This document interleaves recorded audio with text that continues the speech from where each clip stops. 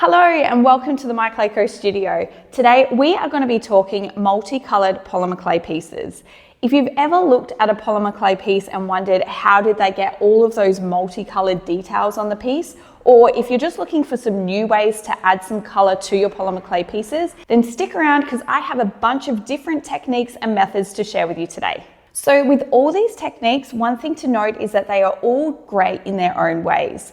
You guys know that we love the saying different equals different. It doesn't mean that it's necessarily better or worse. You'll just find that some are better for certain applications than others. So it's great to have a bunch of different methods up your sleeve. I'll pop all the details of the products that I mentioned today that we have tried and tested in the video description, just in case you're not sure where to start. Okay, let's look at some different ways that you can add color to your polymer clay pieces. Now, the first ones that I'm going to show you, we normally use on the surface of our polymer clay. So let's start with acrylic paint pens because that would probably be the most common one that we reach for. Acrylic paint pens are such a quick and easy way that you can add color and there's no mess, which is fantastic. And the great thing about them is that there are so many different brands out there with so many different nib styles. So you really do have access to every color in the rainbow.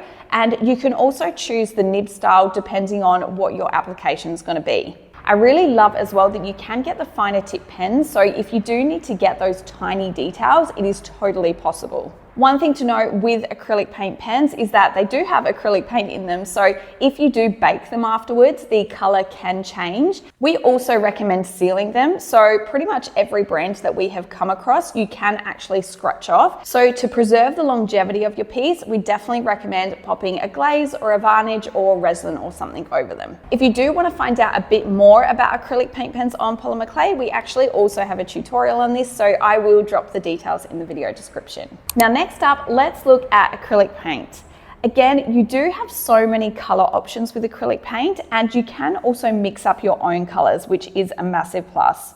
We don't really use paint for those tiny details. We tend to opt for the acrylic paint pens, but they can work just as well for this if you're handy with a paintbrush. I personally normally use it for other applications like silk screening or the watercolor effect, but I know Carla also does sometimes use it to paint flowers or patterns on her clay. I am not that talented with a paintbrush, so I tend to stick to simple applications, but there's no reason why you can't. One thing to know with acrylic paints on polymer clay, some of them do dry a little bit tacky. So just know that this is quite common. Don't stress too much about it. Again, we recommend sealing acrylic paint just because over time it can scratch off. So if you're going to be popping a sealant over it, as long as you use the correct type of sealer, you're going to find that it covers up that tackiness. Now the other thing to remember, same as acrylic paint pens, if you do pop it in the oven afterwards, it can also change the color of the acrylic paint. Next up, we have liquid clay, which is an excellent option for adding color to your polymer clay pieces.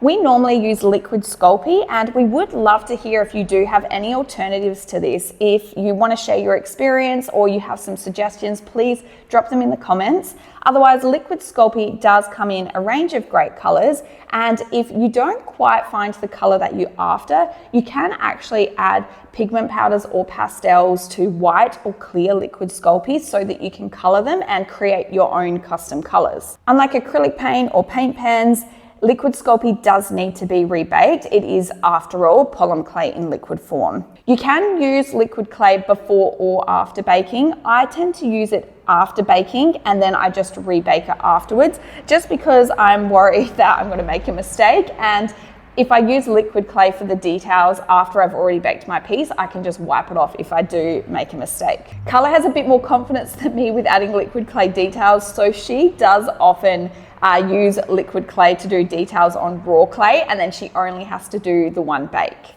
A major plus with liquid clay is that, like normal clay, you don't have to seal it afterwards. So if you don't want to add some kind of gloss finish, you can just leave it as it is. Now, liquid clay can be a little bit sticky to work with, so a little hack I have for you is that you can actually add a tiny bit of clay softener to your liquid clay, and that will just help make it a little bit more workable. Pastels. Now, there are a few different types of pastels. We normally use the soft pastel kind, and we tend to steer clear of the oil pastels. Pastels generally come in sticks, and you can just scrape off what you need. We normally use them on unbaked clay to add color and shading, but you can also use them to color your clay or to add them to liquid clay to color it. We do recommend sealing pastels. Although they do stick really well to raw clay, you do run the risk of it rubbing off over time. Pigment powders. Now, these can work similarly to the way that you would use pastels. You will find that pigment powders look similar to mica powders, but they are a bit different. Mica tends to be sparkly and it has quite a subtle color, whereas pigment powders, you will find you get a really rich color from them. Pigment powders are used a lot by artists of many different mediums to color things like paint or resin. We always use pigment powders with raw clay. Otherwise, if you try to use them on baked clay, you will find that it just slips off of your piece. Now, we tend to use pigment powders in two main ways. We do use them on the surface sometimes to color a piece of clay, I guess in the same way that you'd use pastels.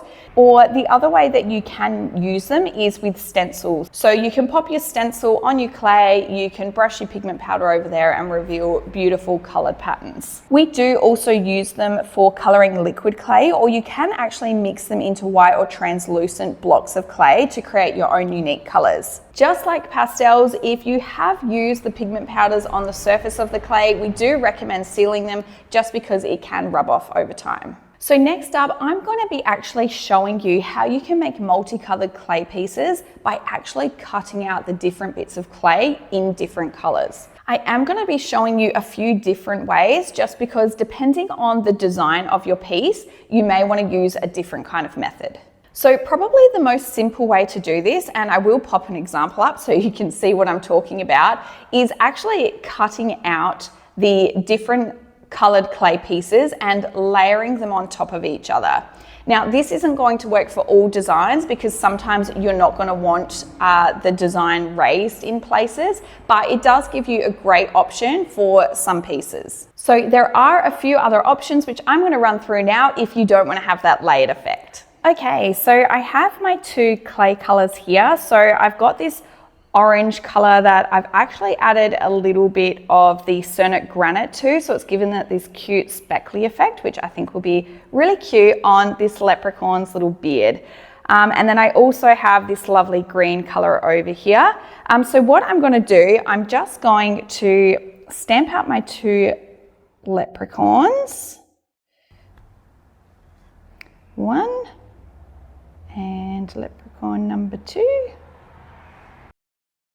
And I'm also going to stamp out a third leprechaun here, and I'll show you just in a moment why I'm not stamping out a fourth one. All right. There are two methods here that I'm going to show you, and it is going to depend on what you're actually doing for which one you want to use. So let me just slice this here and I will show you the first option that we've got. So we will peel away our clay here, and what I'm going to do is use my craft knife just to actually cut off his hat. So we're going to be left with this cute little speckled orange beard, and then we're going to be actually popping a green hat on him. But when you do this, you kind of want to, I find not going slowly works best, otherwise the craft knife can tend to drag. But we are just going to cut along here in one swift movement. And then with this guy here, let's just slice that there as well. Take this off, and we're going to do the same thing again because we want this cute little green hat.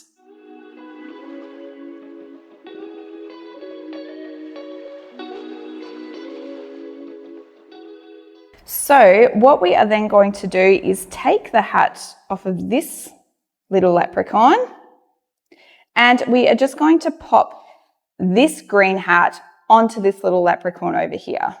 And I haven't left myself much room to use my tissue blade, but there we go. And I will then just pop my little hat onto my leprechaun, making sure that I do it straight. And what you want to do is make sure that you have these butted up against each other really well, and the clay will, I guess, kind of merge together, so you won't have it like falling apart into two separate pieces once it's baked. So just gently, you kind of want to push them together. Okay, so the next one I am going to show you works really well for putting hats on things. I love putting little hats on things, so cute. So what we are going to do, I'm actually going to put this little medical hat onto this leprechaun here. So we do need to stamp out a little hat for him. Cool. And then what we are going to do, I'm just going to take this clay off of here. And what I'm going to do is actually use this nurse's hat rather than using the craft knife to get a point here where they're going to join. I'm actually going to use the nurse's hat. And that is going to give us the exact same edge that our nurse's hat has. So let me try and line this up. And then we are just going to stamp that down. Cool, and we will be able to take our green clay off of there. We're going to be able to now take off this top bit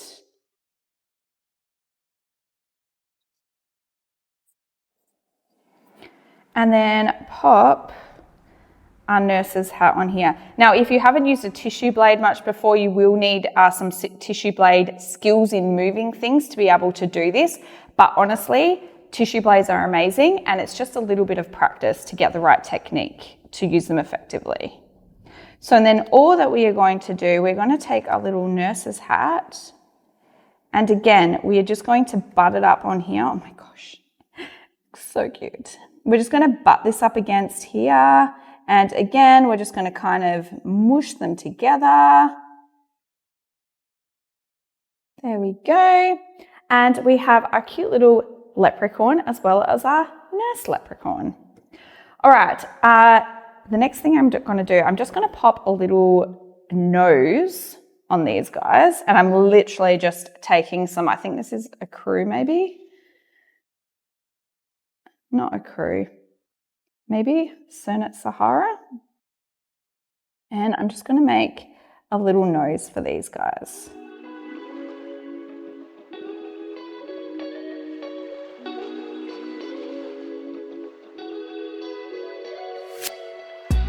Now, just a quick tip with doing this, if you're like me and are terrible at making the same size things every single time, like if you're making lots of leprechauns, then what you can actually do is you can stamp out the same shape in this color, and then you can roll them into balls, and all of your balls will be the same size and the same shape. I am not doing this, and I should have, because my little leprechaun noses are quite different, but that's okay. You guys get the gist. So I will just give you a proper look-see at these guys. Don't they look cute? Now, one thing to mention with these methods, where the two colors join, it will create a weaker point in your clay, but so long as you're not going around bending your pieces, you're not going to have any issues with them falling apart. I am going to show you a third option now though that will eliminate that risk. It's just a little bit trickier to nail. Okay, so once again, I have my two different clay colors, mixed it up a bit and put the green on this side and orange on this side this time. And what we are going to do is we are actually going to cut out, again, one of each of these. We're going to do the same method we did last time where we used the craft knife to cut the pieces, but then we're actually going to layer them on this thin sheet here. And you can see I have put this sheet that will become the backing sheet. I have done it quite thin because all we really want to do is just have it as the structure of the piece on the back to make sure that these two bits, I guess, are a bit more connected. So let's get our leprechaun stamped out first up. and then I can show you what I actually mean.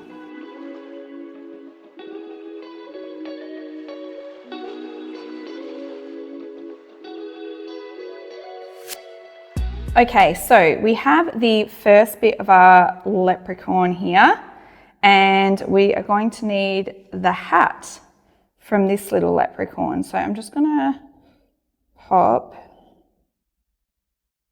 both of these pieces over here. We don't need you.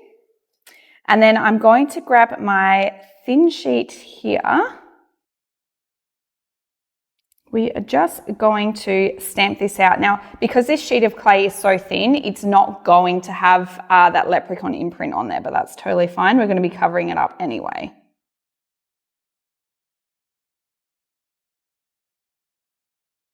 Cool. And then all that we are going to do is we are going to grab these pieces and we are going to layer them on top.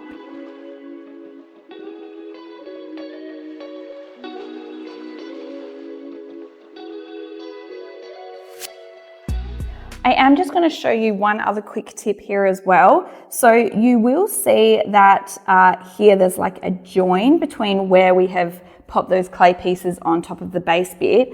And what you can do, it's a little bit awkward with the camera here, but you can use your tool just to smooth this down. And that will get rid of those little joins there.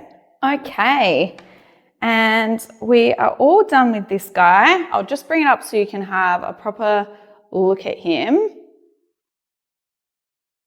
But I guess the main benefits that you're going to find with this one is, A, you can get a uniform back if you prefer a uniform back. If you don't prefer a uniform back, you can actually do this with translucent clay on the bottom so you can still see the two colors at the back.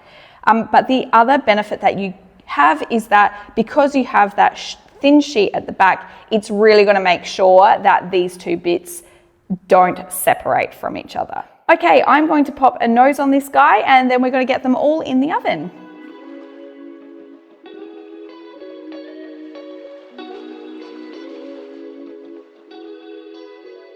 As I mentioned, this method can be a little bit trickier to nail just because you need to master the lining up of the pieces, but definitely a little bit of practice goes a long way. I actually use this method, but in kind of a different way if I do want to get two colors on a piece where I just need to color block. So where I have a straight edge between the two pieces. This is a bit of a simpler way that you can do it. It doesn't work for all things that you're stamping out, like our leprechaun here. But what I essentially do is I have my thin sheet of one color clay on the bottom and then I layer the two other colors on top, butted up against each other. And then from there, I can just stamp out my pieces. It is a great way of using this method. All right, let's get these pieces in the oven. Our pieces are now out of the oven, so I'm going to be using a few of the other techniques I mentioned earlier so that we can get these guys finished off.